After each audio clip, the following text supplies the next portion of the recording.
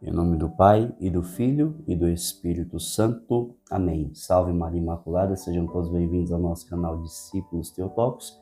Quero acolher você que está chegando agora no nosso canal, seja muito bem-vindo, muito bem-vinda. E quero convidar você que ainda não é inscrito no nosso canal, pare um minutinho que você está fazendo, se inscreva no nosso canal, ative o sininho para receber as notificações, deixe seu like, seu joinha para que este vídeo, para que essa meditação possa alcançar mais almas para Deus. Amém? Caríssimos irmãos e irmãs, hoje nós queremos meditar uma parábola que é muito conhecida entre nós, que é a parábola do filho pródigo, que está no Evangelho de São Lucas, capítulo 15, dos versículos do 11 ao 24. Convido você a tomar em mãos a Sagrada Escritura, Evangelho de São Lucas, capítulo 15, versículos do 11 ao 24. Silencie o seu coração neste momento, peça a graça do Espírito Santo para que prepare o seu coração como terreno fértil para colher a semente da palavra de Deus, para que venha dar frutos na sua vida. Por isso, prepare o seu coração, silencie o seu coração e preste atenção naquilo que Deus tem para falar para você no dia de hoje. E a palavra de Deus começa dizendo assim: disse também, um homem tinha 2 filhos. O mais moço disse ao seu pai: meu pai, dá-me a parte da herança que me toca. O pai então repartiu entre eles os haveres. Poucos dias depois, ajuntando tudo que lhe pertencia, partiu o filho mais moço para um país muito distante e lá dissipou a sua fortuna, vivendo dissolutamente. Depois de ter esbanjado tudo, sobreveio àquela região uma grande fome e ele começou a passar penúria. Foi pôr-se a serviço de um dos habitantes daquela região, que o mandou para os seus campos guardar os porcos. Desejava ele fartar-se das vagens que os porcos comiam, mas ninguém lhes dava. Então entrou em si e refletiu: quantos empregados há na casa de meu pai que tem pão em abundância e eu aqui estou a morrer de fome? Vou me levantar, irei a meu pai e lhe direi: meu pai, pequei contra o céu e contra ti, já não sou digno de ser chamado teu filho. Trata-me como a um dos teus empregados. Levantou-se, pois, e foi ter com seu pai. Estava ainda longe quando seu pai o viu e, movido de compaixão, correu-lhe ao encontro, o abraçou e o beijou. O filho disse então: meu pai, pequei contra o céu e contra ti, já não sou digno de ser chamado teu filho.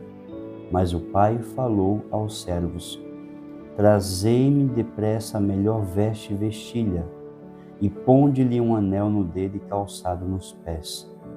Trazei também um novilho gordo e matai-o. Comamos e façamos a festa. Esse meu filho estava morto e reviveu, tinha se perdido e foi achado. E começaram a festa. Palavra da salvação, glória a vós, Senhor. Beije a palavra de Deus aí onde você está nos acompanhando. Caríssimos irmãos e irmãs, esta parábola, ela grita ao nosso coração de tantos ensinamentos, tantas realidades que vêm de encontro com a nossa vida. Eu sei que essa parábola ela é conhecida como a parábola do filho pródigo, porque o filho mais moço pediu a sua parte da herança e viveu de uma forma desregrada e por isso ele é pródigo. Mas, se nós olharmos para o início dessa parábola, nós vamos ver vestígios de que este jovem, ele já era imaturo, revoltado e pródigo ainda dentro da sua casa. O que Deus está falando para mim e para você logo de início? Quantas pessoas, quantos irmãos católicos estão de forma revoltada dentro da própria igreja? Quantos irmãos e irmãs que nós conhecemos que querem estar dentro da igreja, mas não querem largar as coisas do mundo? Então, este jovem, ele já tinha problemas dentro da sua casa.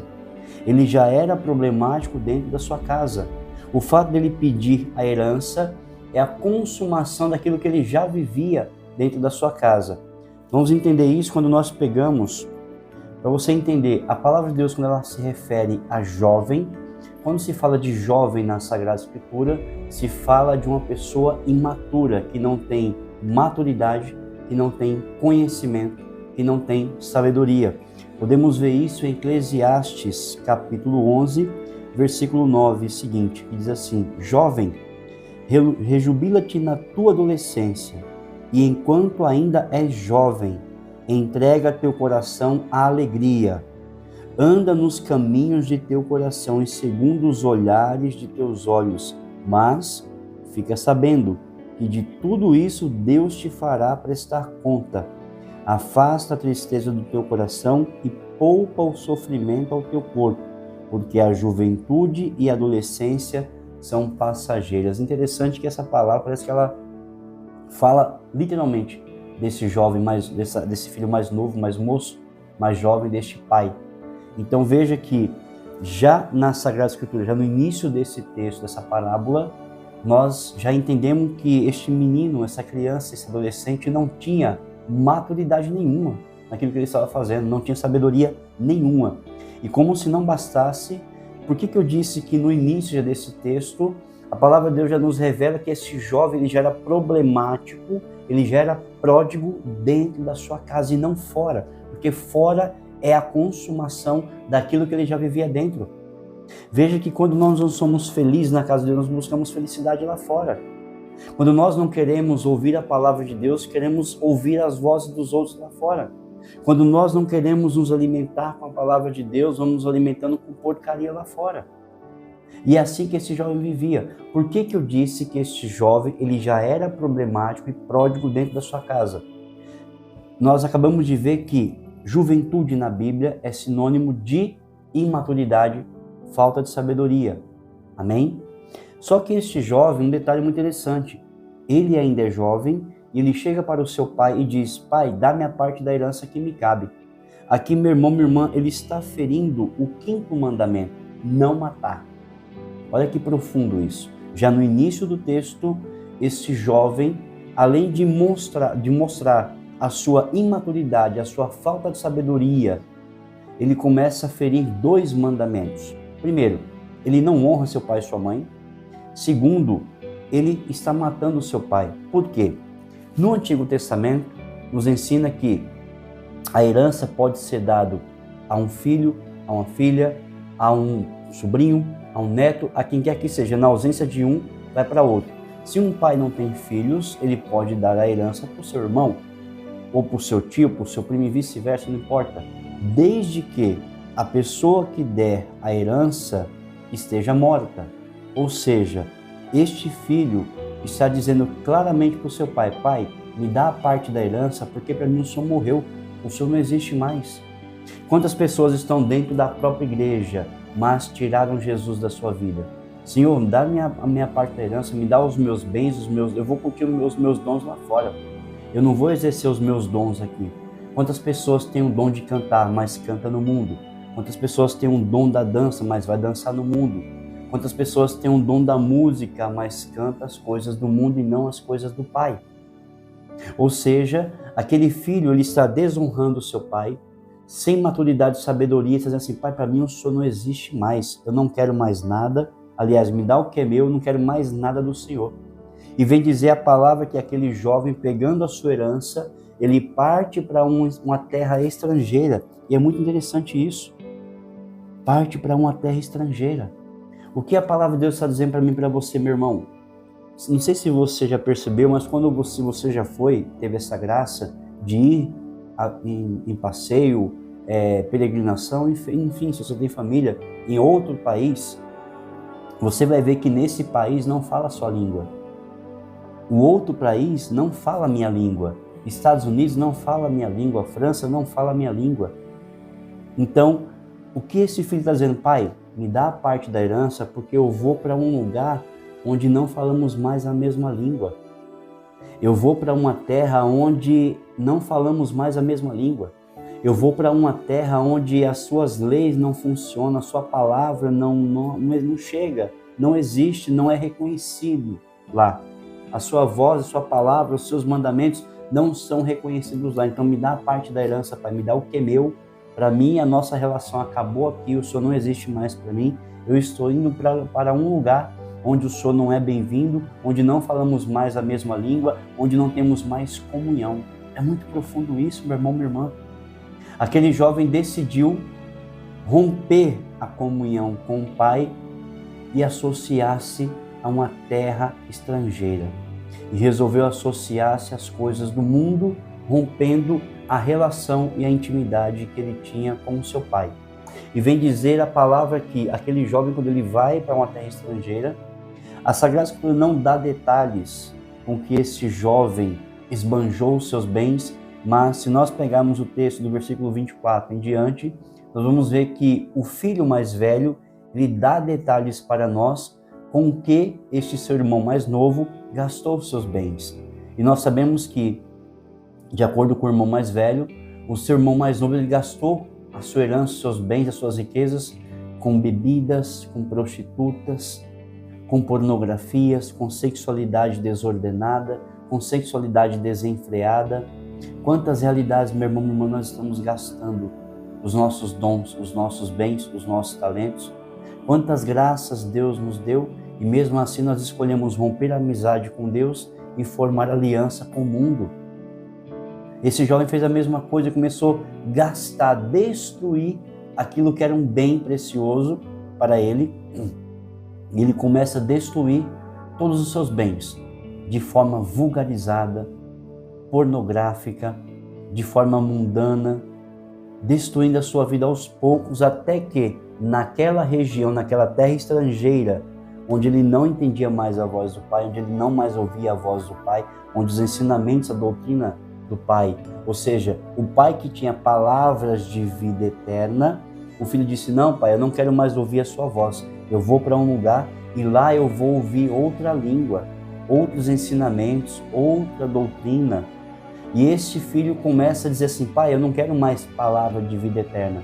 E ele faz o que? Ele rompe com as palavras do pai, que são palavras de vida eterna, e ele começa a colher para a sua vida palavras de morte. Tanto é que este jovem esbanjou tudo que ele tinha, ele destruiu, ele jogou fora, destruiu com todos os prazeres, luxúria, tantas coisas, tantas realidades, ele dizimou os seus bens. E vem dizer a palavra de Deus que ele chegou a um ponto que naquela região veio uma grande fome, uma grande dificuldade.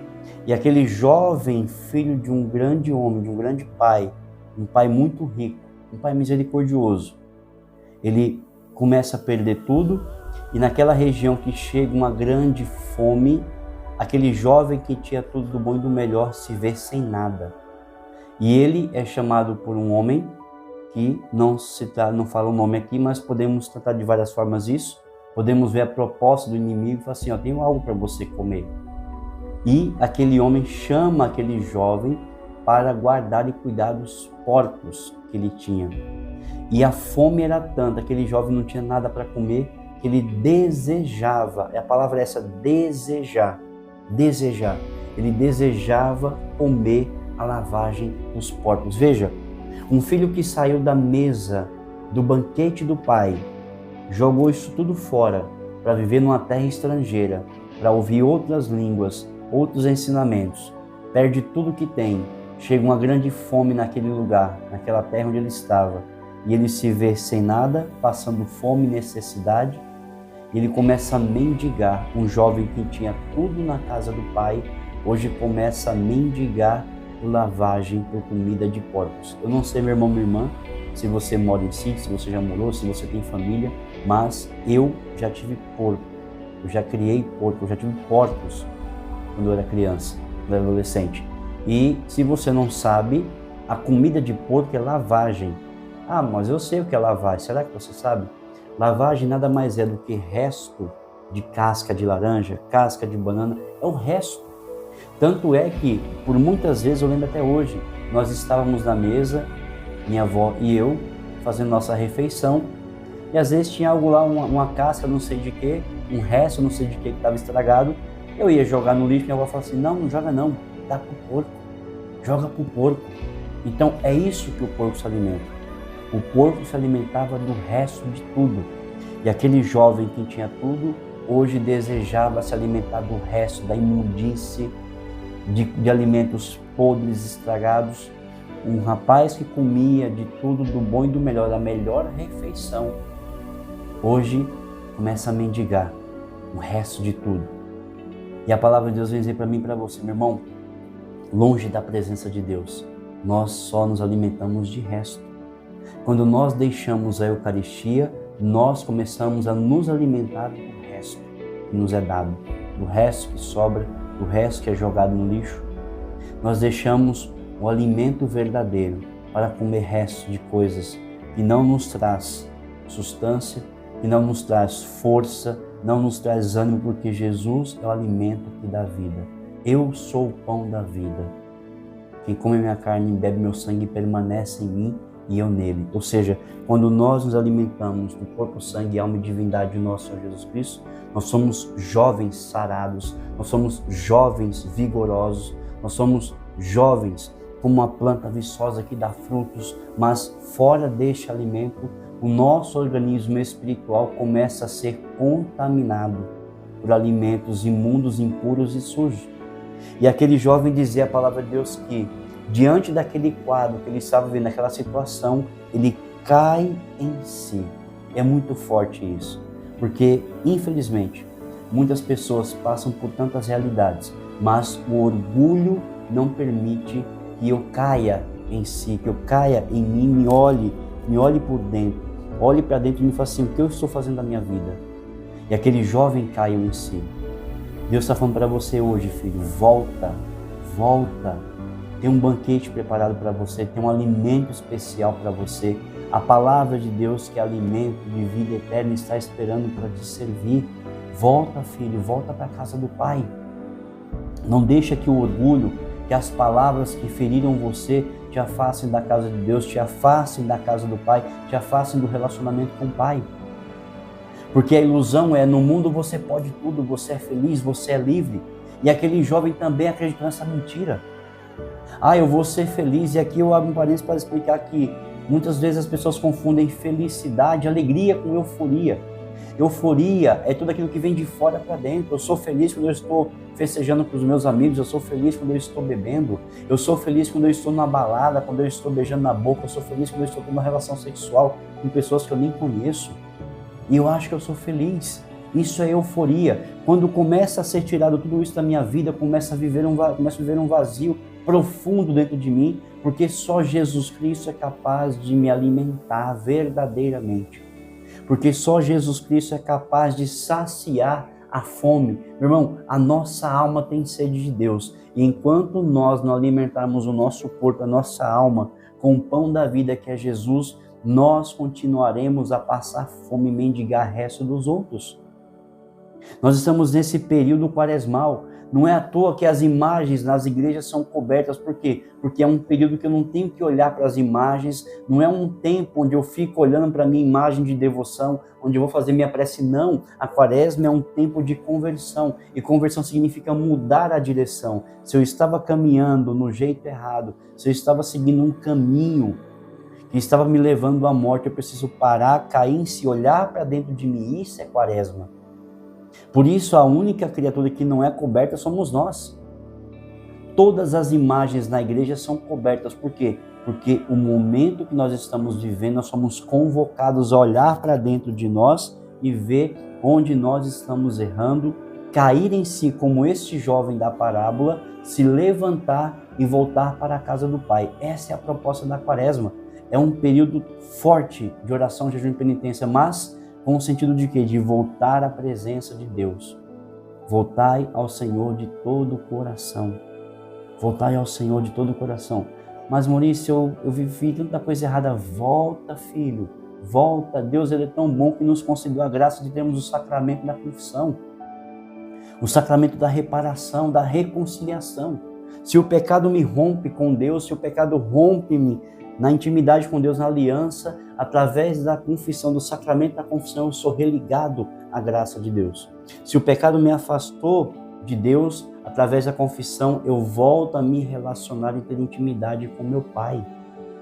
Deus não é um Deus distante. Por isso, Jesus, na sua oração mais bela e por excelência, Ele nos ensina a nos chamar Deus de Pai. Porque Deus não é um Deus distante, Deus é Pai. E eu sou filho, você é filho. Então, independente onde você esteja, a situação que você se encontra, o que você esteja vivendo, volta para Deus. E nós vamos ver que aquele jovem, ele caiu em si, mesmo com a vida toda destruída. Ele caiu em si, olhou para dentro de si e falou assim, e ele mesmo refletiu e falou assim, eu estou aqui passando fome, passando necessidade, comendo resto de comida, comendo lavagem. E na casa do meu pai até o empregado come tudo do bom e do melhor. Ou seja, aquele filho lembrou quem ele era e o que ele tinha, o que ele vivia na casa de Deus. Muitas vezes por causa de uma palavra atravessada, muitas vezes porque alguém não nos acolheu, porque alguém não nos compreendeu, nós ficamos magoados, feridos e vamos para o mundo. E vamos para o mundo. É tempo de voltar, meu irmão. É tempo de voltar, filha. Volta para Deus. Independente do pecado que você esteja vivendo, não há pecado que a misericórdia de Deus não seja maior. Volta para Deus, pede perdão, caia em si hoje. Meditando esse texto, caia em si. Olhe para dentro de você e fale assim, não, mas eu não nasci para viver isso. Eu sou filho, eu sou filha amado, amada de Deus. Eu sou herdeira, mas eu não quero a minha herança desse jeito. A minha herança é a eternidade com o meu Pai. A minha herança é viver a vida eterna junto do meu Pai. Essa é a nossa herança. Por isso volta para Deus. E aquele jovem, ele cai em si e ele fala, já sei, vou chegar lá e vou dizer assim, Pai, pequei contra o céu e contra ti. Já não mereço chamar teu filho. Ou seja, ele preparou um roteiro. Talvez você já tenha até preparado um roteiro. Já sei, eu vou chegar na igreja, eu vou falar para o padre que eu fiz isso, isso e isso, vou falar para Deus que eu fiz isso e isso e vou voltar. Volta! Monta teu roteiro, como esse jovem fez. E é interessante que aquele pai, todos os dias, ele saía na varanda da sua casa e olhava se aquele filho voltava. O amor do pai é tão grande, meu irmão, minha irmã, que ele não se lembra das idiotices que nós falamos muitas vezes, das bobagens que muitas vezes nós soltamos em momentos de euforia, em momentos que nós estamos nervosos, com raiva. Deus não leva em conta essas coisas. Deus conhece o nosso coração. Volta para Deus. E aquele jovem que saiu da casa do pai, bem vestido, limpo, cheiroso, ele volta sozinho, traçando aquele caminho que ele voltou, que ele percorreu, pensando que seria a pessoa mais feliz do mundo lá fora.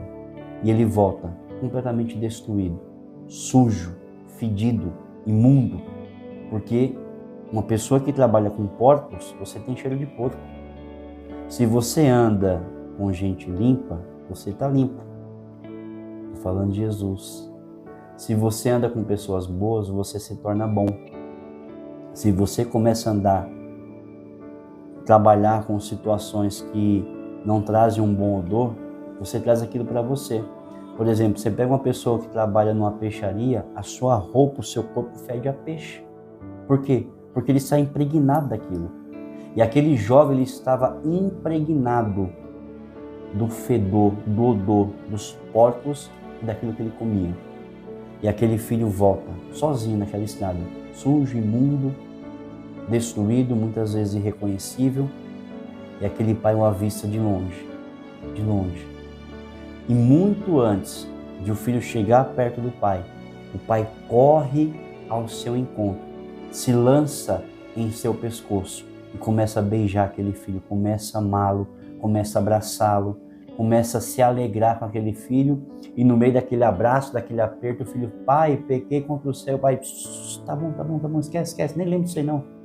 É lindo isso, gente, porque no início o texto começa a dar ênfase, começa a voltar um olhar para o filho, e no momento que o filho volta, o filho sai de cena, e o texto começa a dar um olhar especial para o pai, que não olha para o filho como miserável, mas o reconhece como seu filho, como seu bem precioso. E aquele jovem tentando falar aquilo que ele projetou, aquele texto que ele arquitetou, pai, eu pequei contra o céu, pai, tá, ó, vem cá, traz uma veste para ele, traz uma veste nova, que essa veste não é minha não, essa roupa que ele traz é daquela terra estrangeira, não é minha não, joga isso fora, traz uma veste que ele merece, ele é filho de um rei, ele merece a veste de um príncipe. Nós somos filhos de um rei. Você é príncipe, você é princesa. E o pai fala, coloca uma veste nova nele. Tira essa veste velha dessa terra, que eu nem sei onde que é, onde ele estava. Coloca uma sandália nos seus pés. Meu filho não nasceu para viver desse jeito. E coloca um anel no seu dedo. É interessante que A veste nova é renovar o batismo. Nós somos batizados, nós recebemos uma veste nova. E muitas vezes o pecado nos suja, nos mancha. E o Pai ali está renovando o batismo daquele filho, lhe dando uma veste nova novamente. E aquele pai coloca sandálias nos seus pés, lhe dando a dignidade. Ele fala, pega um anel e coloca no seu dedo, uma aliança no seu dedo, dizendo para o filho, filho, eu sei que você rompeu a aliança comigo lá atrás, mas hoje eu estou retomando a aliança com você. A aliança também simboliza um casamento. Deus está te convidando hoje para um casamento espiritual. Nós somos a noiva de Cristo. Nós precisamos voltar, retomar a nossa aliança com Deus. E é interessante que quando aquele filho voltou, o pai nem quis saber, o pai nem perguntou onde ele estava, o pai não se preocupou se ele estava sujo, fedido, imundo, barbudo. Mas o pai não se preocupou. O pai simplesmente se lançou no seu pescoço e começou a beijá-lo. Tamanho era o amor e a saudade de Deus por aquele filho. Deus tem saudade de você. E assim como aquele jovem da parábola, o pai disse, matamos um boi, traga um boi, um cordeiro, vamos fazer uma grande festa, porque esse meu filho estava morto e voltou a viver. Essa minha filha estava perdida e foi encontrada. Hoje é o dia de você voltar para Deus e pode ter certeza que a sua volta para a casa do Pai será motivo de grande festa no céu. Que Deus abençoe você, sua casa e a sua família. Volta para Deus, filho. Volta para Deus, filha. Em nome do Pai, do Filho e do Espírito Santo. Amém.